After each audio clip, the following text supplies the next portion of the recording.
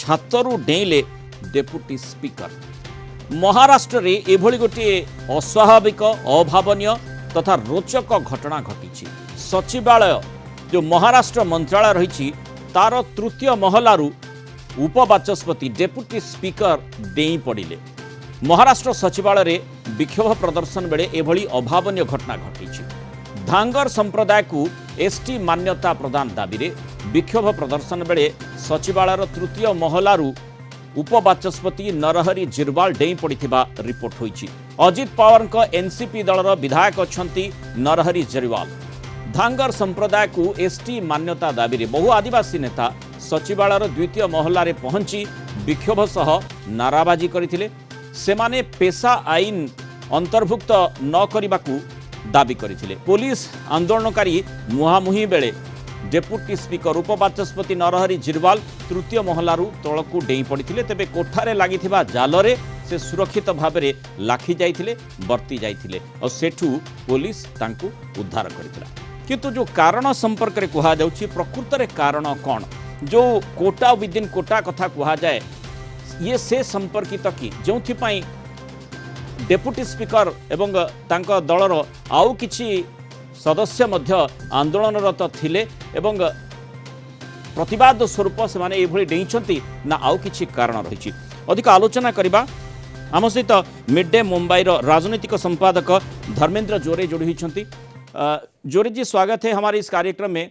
पहले आपसे जानना चाहेंगे जो डेप्यूटी स्पीकर जिस तरह जो तीसरी मंजिल से नीचे उन्होंने जैसे छलांग लगाया उसका क्या कारण हो सकता है? नमस्ते। सबसे पहले तो आपको मुझे बुलाने के लिए मैं आपका आभारी हूँ जी। आपने तो बहुत सारी चीजें बता दी ऑलरेडी, क्यों एक पेशा का है और दूसरा पेशा के अंडर जो अपॉइंटमेंट्स हो रही है उसको विरोध है आदिवासी समाज का जी। और दूसरा जो है वो धनगर समाज को एसटी लिस्ट में इंक्लूड करने के लिए। तो इस संदर्भ में जिरवाल साहब ने कुछ दिनों पहले सीएम साहब को लेटर लिखा था, उसमें ये दोनों जो डिमांड्स है उन्होंने उसमें रखी थी। पर आज जो उद्रेक हुआ है वो इसलिए हुआ है जो इस एमएलए ने और जिरवाल साहब ने बताया है कि उन्हें रिपीटेडली रिक्वेस्ट करने के बाद भी सीएम साहब के साथ मीटिंग नहीं मिली। वो उन्हें मिलने गए लेकिन सीएम साहब कहीं व्यस्त थे, उसकी वजह से उन्हें मिल नहीं पाए। उनका ये कहना है कि जब तक ये नहीं मिलते और जब तक हमारे डिमांड्स पे पॉजिटिव विचार नहीं किया जाता तक हम लोग अभी आज तो तीसरे माले से तो वो उतरे हैं और सेकंड फ्लोर पे वो अभी सिट इन है उनका। अच्छा। उनका ये कहना है कि जब तक सीएम साहब उन्हें नहीं बुलाते, और मेरी जानकारी है कि सीएम साहब ने उन्हें बुलाया है, कभी भी उनकी मीटिंग हो सकती है सीएम साहब के साथ। उसके साथ अब जो कुछ भी सोल्यूशन रेजोल्यूशन निकलेगा वो अभी देखना पड़ेगा। लेकिन उसमें एक रीजन ये है कि अभी तो इलेक्शंस आ रहे हैं। अभी एक महीने में नेक्स्ट मंथ में नवंबर में महाराष्ट्र के स्टेट असेंबली के इलेक्शंस हो गए और ये इशू जो है वो प्रलंबित है बहुत दिनों से। उसकी वजह से अनरेस्ट है। वैसे देखा जाए तो महाराष्ट्र में जाति व्यवस्था और रिजर्वेशन के चलते बहुत बड़ा अनरेस्ट है। एक तरफ मराठा का चालू है, एक तरफ धनगर का चालू है, एक तरफ ओबीसी है और जो छोटे छोटे जो समाज है, जातियां है, उनके भी मन में कुछ अनरेस्ट है। तो वो अनरेस्ट खत्म करने के लिए गवर्नमेंट ने बहुत सारे जाति स्पेसिफिक ऐसे महामंडल कॉरपोरेशंस भी बनाए हैं कि उनका ये कहना है कि अगर हम आपको आरक्षण नहीं दे सकते तो आपकी इकोनॉमिक डेवलपमेंट के लिए तो कुछ एक काम कर सकते हैं। इसलिए इकोनॉमिक डेवलपमेंट उन्होंने ये करी है। अच्छा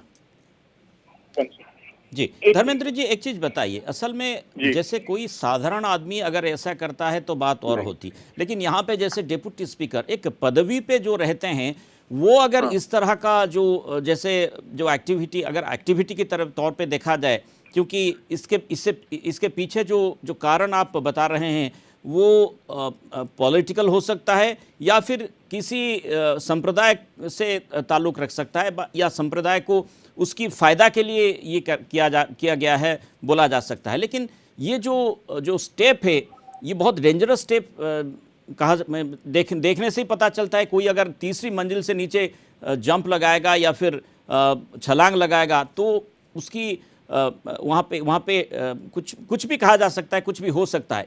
इस सिचुएशन को कम से कम साधारण आदमी और एक पदवी जैसे डेप्यूटी स्पीकर हैं तो वो करना ये बिल्कुल, तो ये दूसरी तरह ही देखा जा सकता है ना ये।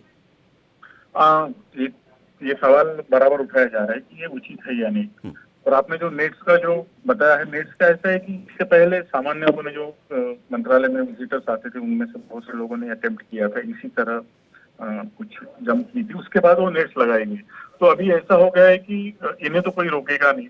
अच्छा। एमएलए है, इनको अंदर जाने देना ही है विदाउट सुरक्षा जांच के। और बाकी जो लोग हैं उनके ऊपर पुलिस कड़ी नजर रखती है, लेकिन एमएलए और एमपी जो है, जो पॉलिटिशियंस है, जो अक्सर मंत्रालय में आते हैं, तो उनकी तरफ तो किसी का ध्यान होता नहीं है। ये वो प्रिविलेज्ड है। तो ऐसे लोगों ने अब यहाँ करना, और उन्हें मालूम भी था कि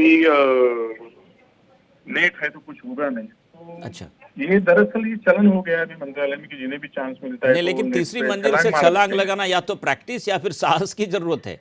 नहीं, अभी सवाल ये है, अब जो एक मोरालिटी का क्वेश्चन, नैतिकता का क्वेश्चन, कि इस टाइप का, इस स्वरूप में आंदोलन किया जाए या नहीं।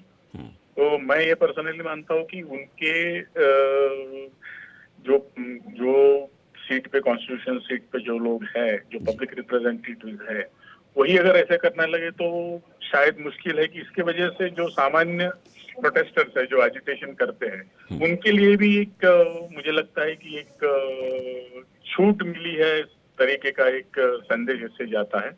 और वो अगर ऐसा संदेश जाता है तो वो गलत है। इसके लिए भी उन्होंने एक्सप्लेनेशन दिया है कि मैं पहले आदिवासी हूँ, उसके बाद मैं एमएलए हूँ, उसके बाद मैं डिप्टी स्पीकर हूँ। नहीं, तो जैसे आप बता रहे थे कि हाँ, मुख्यमंत्री जी से मुलाकात नहीं हो पाई, इसी वजह से वो स्टेप लेने के लिए सोचे उनका हैं। ये कहना है कि हम अच्छा। उन्हें मिलने गए थे, वो हमें मिले लेकिन नहीं। ये कैसे संभव हो सकता है, डेप्यूटी स्पीकर मुख्यमंत्री से नहीं मिल पा रहा हो? ऐसा सिचुएशन है वहां पे? क्योंकि जो ये धांगर मैंने कम्युनिटी के वेरीफाई बारे नहीं, में वो कह रहे हैं, नहीं, असल में विवाद किसको लेके है? नहीं, विवाद डिमांड्स को लेके है। क्योंकि ये भी है कि अभी शायद गवर्नमेंट ने ये पॉजिटिव स्टेप लेना चालू कर दिया कि धनगर और धनगढ़ सेम ही है और इनको इसमें एसटी लिस्ट में इंक्लूड करना है, ऐसा डिसीजन होने की आशंका है। ऐसी आशंका, ऐसी इन्हें भी, जो ट्राइबल लोगों को भी शायद हो गई है। इसी वजह से वो चाहते हैं कि ये ऐसा निर्णय ना हो। ये अभी है कि पॉलिटिकल सिचुएशन ऐसी कि government is in a fix, क्या करना चाहिए।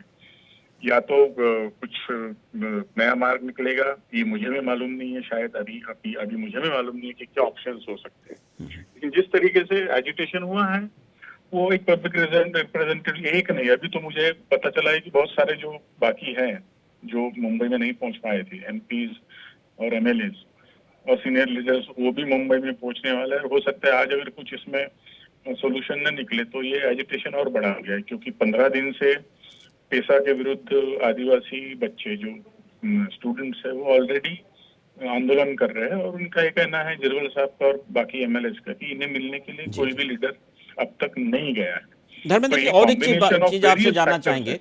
कि जैसे आप जैसे बता रहे हैं कि पार्टी के तौर पे वो एजुटेशन के बारे में सोच रहे हैं, ये जो डिसीजन हो सकता है, ये पार्टी का हो सकता है या फिर खुद डिप्टी स्पीकर जी का हो सकता है? नहीं, देखो, ये एक जब जाति व्यवस्था की, जाति की बात आती है तो सभी लोग एक साथ हो जाते हैं। उसी तरह सब आदिवासी जो एमएलएज और एमपीज है, वो इस मुद्दे पे अक्रॉस पार्टी लाइन सहमत है।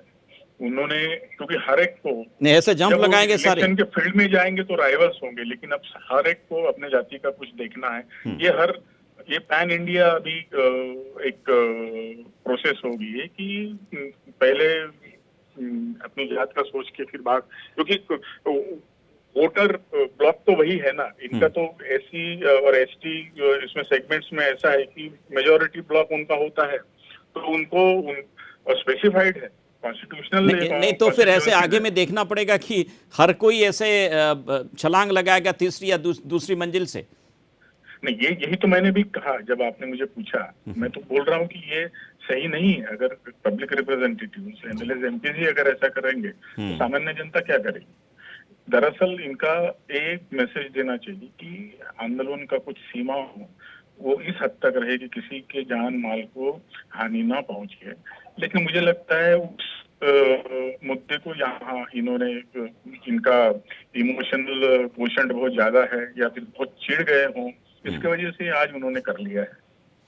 बहुत बहुत शुक्रिया हमारे साथ बात करने के लिए श्री धर्मेंद्र जोरे।